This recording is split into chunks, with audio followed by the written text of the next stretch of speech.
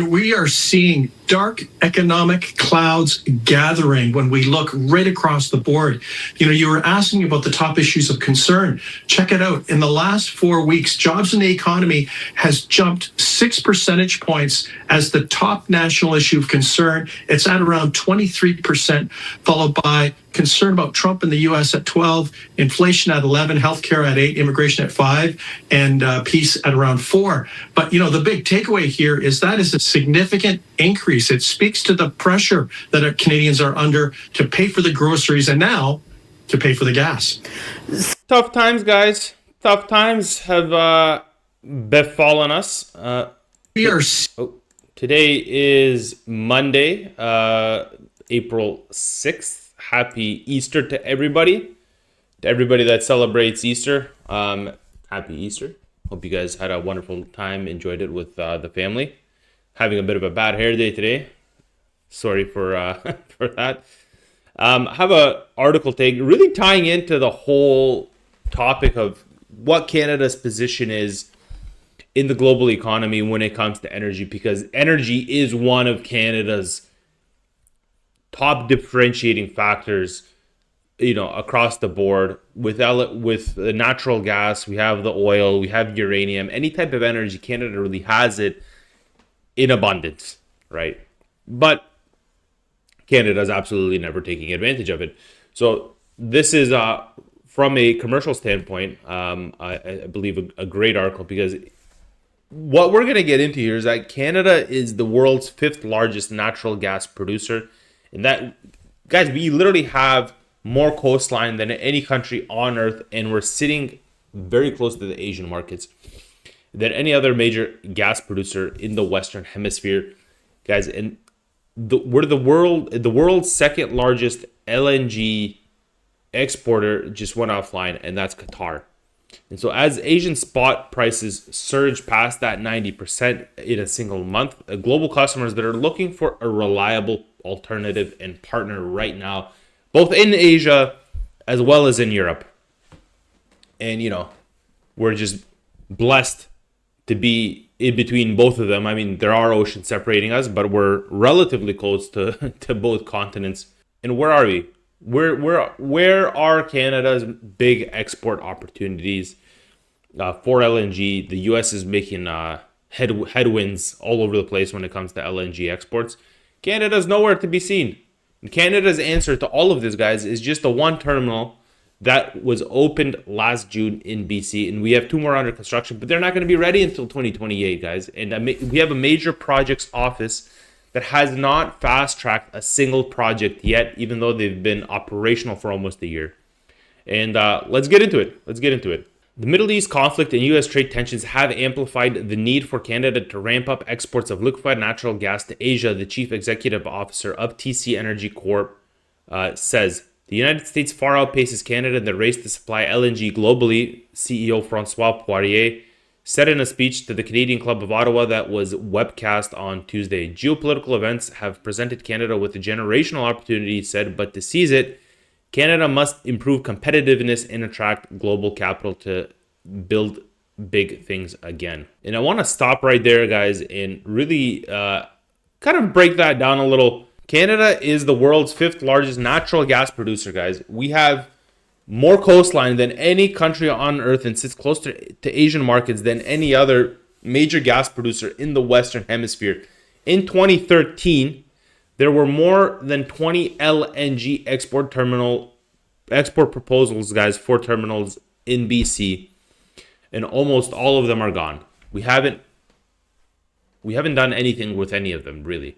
Not because the gas ran out, but it's because Asia stopped needing energy. Why did Asia stop needing energy, guys? It's because the regulatory and political environment made execution impossible, guys. And the result is a country that ranks 19th out of 24 in LNG exporting nations. That's us, despite having some of the largest natural gas reserves in the world, on the planet. It's insane. And the U.S. has opened 8 terminals since 2016, with 4 more coming by 2028. So Canada opened 1 last June. Guys, this is not a new opportunity Canada is being presented with. It's the same opportunity Canada has been failing to execute on for 12 years, guys. Keep it going here. Before the U.S. and Israel launched attacks on Iran on February 28th, about 1/5 of the world's oil and LNG supplies passed through the Strait of Hormuz. Qatar, the world's second largest LNG exporter after the US last year, halted its production after Iran attacked Qatari facilities in the strait, virtually closed to marine traffic. With safe shores and proximity to markets, Canada can offer a reliable alternative, Mr. Poirier said, adding that LNG exports to Asia can strengthen energy security for our allies while delivering significant economic benefits for Canada. The lack of LNG supplies from Qatar has sent shocks across the global industry, with benchmark spot prices for LNG in March jumping more than 60% in Europe and surging 90% in Asia Pacific markets.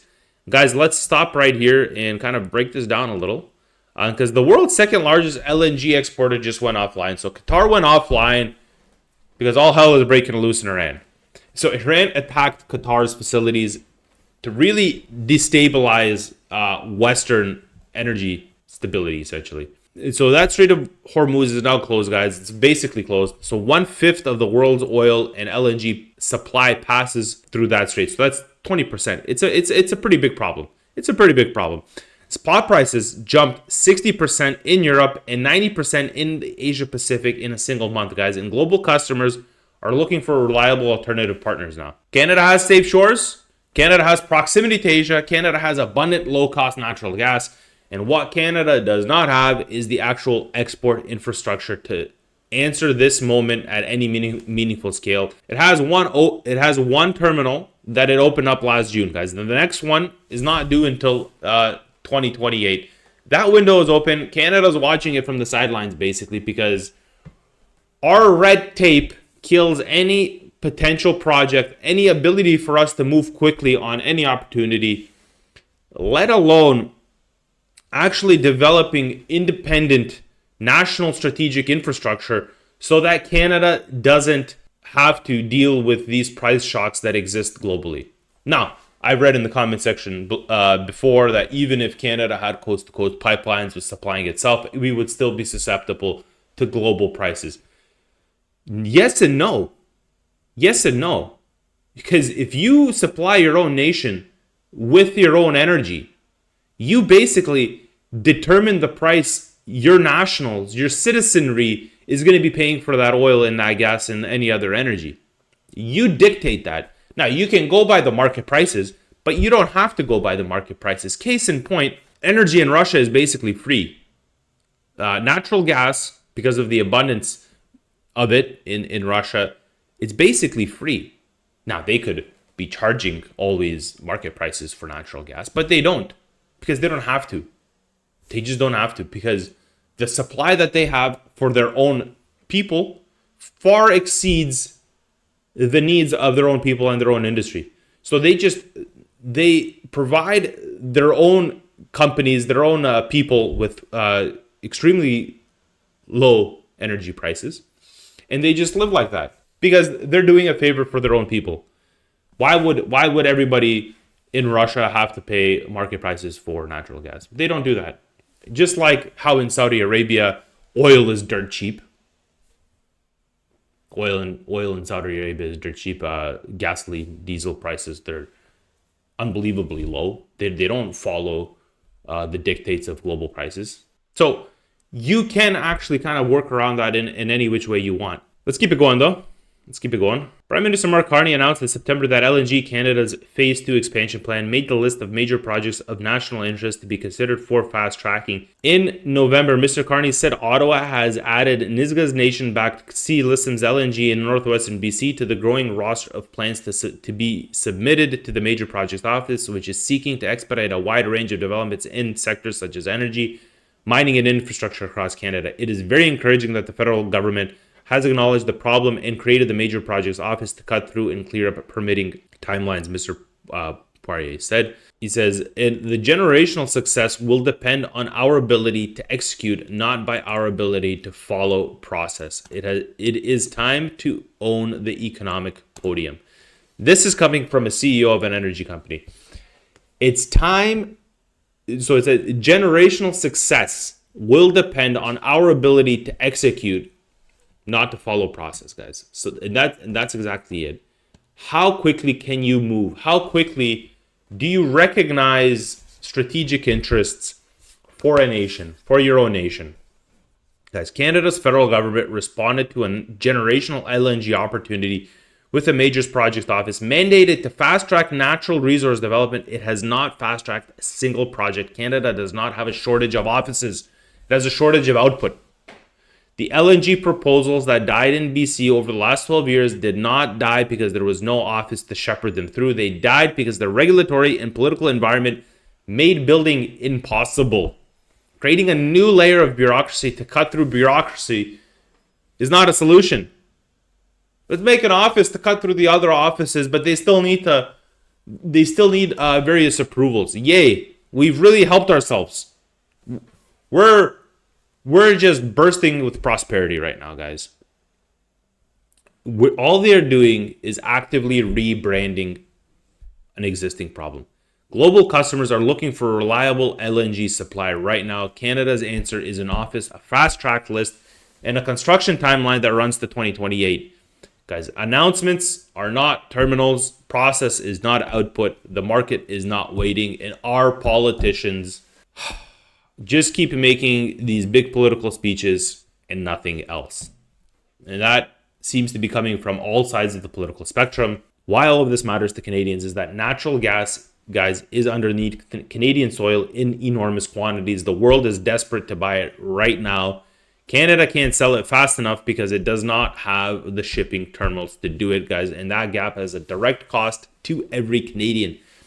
LNG export revenues fund federal and provincial budgets. Those budgets fund our healthcare, our roads, and our schools, guys. But that cost goes deeper than that because Coastal GasLink alone employed thousands of workers during construction. These are high-paying, skilled trades jobs that let people build lives without a university degree. Guys, we're leaving those jobs on the table while the world is actively looking for someone to fill them. Canada doesn't have a shortage of offices. It has a shortage of output. They died because the regulatory and political environment made execution impossible. Creating a new layer of bureaucracy to cut through more bureaucracy is not a solution, guys. What's missing here is a government that can move from announcement, guys, to execution. Canadians, we're not waiting for another office. We're waiting for a terminal. That's all I have for you guys today. I hope you guys liked today's episode. Please like, share, and subscribe. My name is Miloš Krajčnik.